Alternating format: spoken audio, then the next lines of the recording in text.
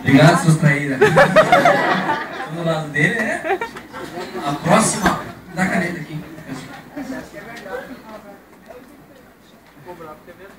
Helder. Mentiroso o quê? Hã? Oi? Distorcido do quê? Do choque? Não, é verdade.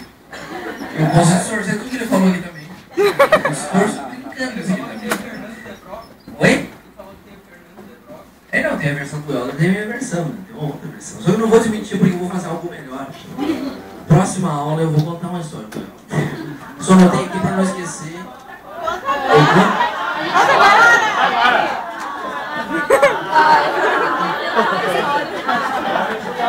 A gente tem aula depois com ele. A gente tem aula depois. Eu conto quando eu quero.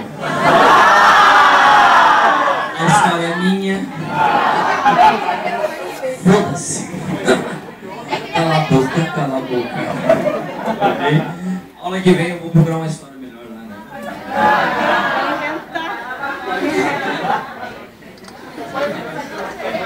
Cala a boca, esses palhaços.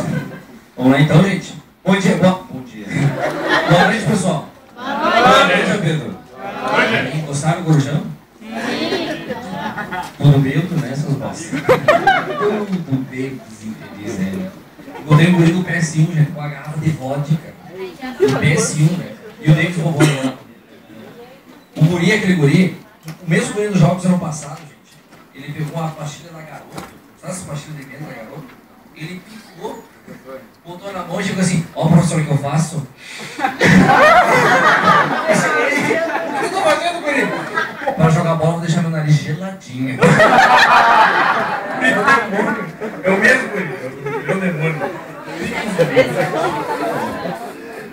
Galera, peço desculpas hoje, não vou poder cantar muito por causa da minha voz.